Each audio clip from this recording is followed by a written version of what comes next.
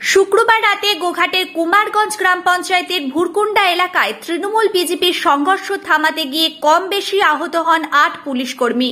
ইটের আঘাতে মাথা ফেটেছে এক পুলিশ অফিসারের। অন্যদিকে ৬ জন বিজেপি কর্মী ইটের আঘাতে আহত হয়েছে বলে অভিযোগ। পুলিশ এই ঘটনায় সুমোটো মামলা দায়ের করেছে বলে জানা গেছে। তার ভিত্তিতে ৭ জন বিজেপি সমর্থক ও ৩ জন তৃণমূল সমর্থককে রাতেই গ্রেপ্তার করে গোঘাট থানার পুলিশ। শনিবার অভিযুক্ত ১০ জনকেই আরামবাগ মহকুমার আদালতে তোলা হয়। এদিন সকালেও গোঘাটের ভুরকুন্ডা এলাকার পরিবেশ থমথমে। বিভিন্ন এলাকায় ছড়িয়ে ছিটিয়ে পড়ে রয়েছে ইটের টুকরো। এলাকায় চলছে পুলিশি টহল। যদিও বিজেপির অভিযোগ, ভোটের প্রচারের জন্য পতাকা টাঙানোকে কেন্দ্র করে শুক্রবার সন্ধ্যা থেকেই এলাকা উত্তপ্ত হয়ে ওঠে। তৃণমূল কর্মীদের সঙ্গে বিজেপি কর্মীদের বচসা চলে। পরবর্তীতে এলাকা উত্তপ্ত হয়ে ওঠে। অভিযোগ, তৃণমূল কর্মীদের মারে এক বিজেপি কর্মীর মাথা ফেটে যায়। এলাকায় প্রতিরোধ গড়ে তোলে বিজেপি কর্মীর সমর্থকরা। গ্রাম থেকেও মহিলারা বেরিয়ে আসে। তাদের বাড়ির ছেলেদের ছাড়াতে গেলে এলাকার রণক্ষেত্র হয়ে ওঠে। এই ঘটনার পরিপ্রেক্ষিতে তৃণমূল ও বিজেপি নেতৃত্ব কি বলছেন শুনুন। ভোটের রেজাল্ট বেরিয়ে যাওয়ার পর থেকে সেই দিন রাত্রের থেকেই তৃণমূলের অত্যাচার গ্রামে গ্রামে নেতৃত্বদের উপর হচ্ছিল। বুথ কর্মীদের উপরে এই অত্যাচার, যারা এজেন্ট বসেছে, যারা বুথের সভাপতি, যারা অঞ্চলের প্রমুখ, তাদের উপরে অত্যাচার, গালিগালাজ, ভাঙচুর এবং কি পয়সারও দাবি করা হয়েছে। এরকম একটা পরিস্থিতি হয়।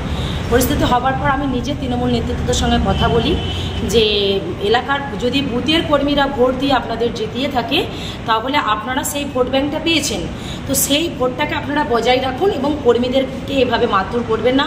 এলাকা শান্তশিষ্ট রাখার দায়িত্ব সবার। আপনারাও সহযোগিতা করুন, আমরাও করছি, যাতে কোনো কর্মী যেন আঘাত না পায়। কিন্তু কোনো কথায় কর্ণপাত না করে রাতের অন্ধকারে প্রতিদিনই, একদিন ছাড়াই রাতের অন্ধকারে এরকম দুর্ঘটনা প্রতিদিনই ঘটছে এবং পুলিশ সেটা তৎপরতার সাথে সেই কাজ উদ্ধারও করছে। তো কালকেও ঠিক সেম ঘটনাই ঘটেছে। গতকাল সন্ধ্যাবেলায় আমাদের কুমারগঞ্জে কিছুদিন আগে, তার আগের দিন রাত্রিতে সেখানে তৃণমূলের নেতারা গেছে, গিয়ে আমাদের সমস্ত দলীয় পতাকা খুলে ফেলার নির্দেশ দিয়েছে এবং তারা পতাকাগুলো খুলেও ফেলেছে। কিন্তু খুলে ফেলার পর তাদের বক্তব্য, আমাদের পতাকাগুলো তোমাদেরকে মারতে হবে। আমি বিজেপি পার্টি করি, আমি আমার দলীয় পতাকা হয়তো আমার ভয়ের জন্য, ভীতির জন্য খুলে নিতে পারি, কিন্তু আমি তো তৃণমূলের পতাকা লাগাতে পারবো না। কিন্তু এইরকম একটা চাপ ওদের উপর সৃষ্টি হয়। সৃষ্টি হবার পর থেকেই যখন ওরা পতাকা লাগাচ্ছে না, সন্ধ্যাবেলায় বাজারে যায়, তারা বউ ছেলে, তারা স্বামী স্ত্রী বা তার মেয়েকে সঙ্গে নিয়ে ব্যাংকে টাকা তুলতে, সে মতো অবস্থায় তার স্বামীকে রাস্তায় ঘিরে বেধড়ক মারধর করে এবং সেখানকার অঞ্চল প্রমুখ রাহুল তার নেতৃত্ব দিয়ে এবং সে নিজে মারধর করেছে। পুলিশ তো মার খেয়েছে এবং মারধর করার পরে যখন প্রথম আমাদের কাছে খবরটা আসে, আমরা থানাকে জানাই, সঙ্গে সঙ্গে ফোর্স সেখানে যাই। যখন সেখানে ফোর্স প্রেজেন্ট, দ্বিতীয় দফায় আবার মারামারি শুরু হয় এবং সেখানে প্রচণ্ড ইট বৃষ্টি শুরু হয়। সেই ইট বৃষ্টি এমনভাবে তৃণমূল করতে থাকে, সেই ইট বৃষ্টিতে আহত হয়েছে গোঘাট থানার পুলিশ এবং আমাদের শত শত কর্মী। অনেক কর্মী আহত হয়ে হসপিটাল থেকে বাড়ি চলে গেছে। অনেক কর্মী আজকে যাচ্ছে তার চেক আপ করাতে। অনেক কর্মী এমন অবস্থা গেছে, কালকে রাত্রে আর আরামবাগ পৌঁছতে পারেনি, তারা আজকে গেছে দেখাতে। এই রকম একটা পরিস্থিতির সৃষ্টি হয়েছে।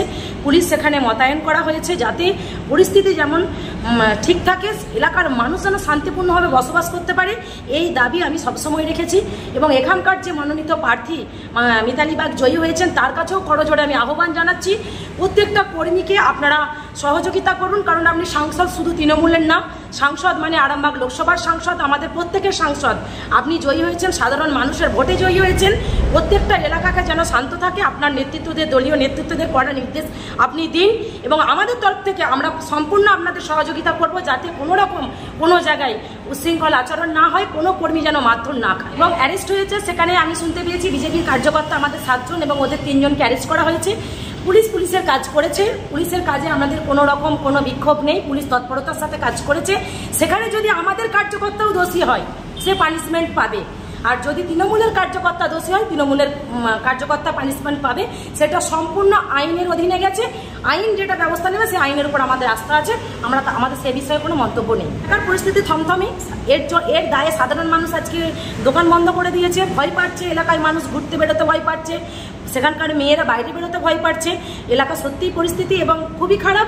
এই ঝড় যেন দ্বিতীয়বার আর কোথাও না ওঠে, তার জন্য প্রত্যেককেই আহ্বান করবো এগিয়ে আসার, সহযোগিতা করার। আমার নাম দোলন দাস, গোঘাট বিধানসভার মন্ডল 1-এর মন্ডল সভাপতি, ভারতীয় জনতা পার্টি। এই আনএক্সপেক্টেড ঘটনা, তৃণমূল কংগ্রেসের নির্দেশ নেই যে ভোট পরবর্তী সন্ত্রাসের মদত দেওয়া। স্বাভাবিকভাবে বিরোধীদের একটা চক্রান্ত এবং উস্কানিমূলক বক্তব্যের মধ্য দিয়ে ওই ভুরকুন্ডা বাজারে একটা অশান্তি তৈরি হয় এবং সেখানে পুলিশ সেই বচসাকে ঠান্ডা করার জন্য উপস্থিত হয়েছিল। পুলিশ মাঝে পড়ে উভয় পক্ষে ধস্তাধস্তিতে উভয় পক্ষেরই বেশ কিছু কর্মী আহত হয়েছে এবং মাঝখানে পড়ে কয়েকজন পুলিশও কিন্তু আহত হয়েছে, এটা আমরা শুনেছি। করেছে উভয় পক্ষের, যেহেতু একটা ঝামেলা হয়েছে, উভয় পক্ষের প্রত্যেকে পুলিশ অ্যারেস্ট করেছে এবং পুলিশ আজকে পরিস্থিতি ঠান্ডা আছে, পুলিশ সেখানে মোতায়েন আছে।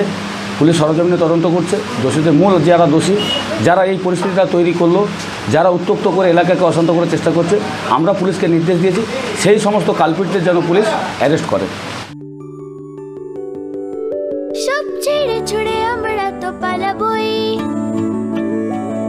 ফুল স্পিডে দৌড়ে যাবই, আমরা খেলবো, শিখবো, পড়বো, নাচবো, নতুন বন্ধু পাতাবই।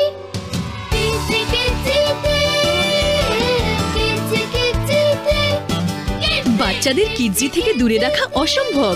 কিডজি, ইন্ডিয়ার ফেভারিট প্রি স্কুল।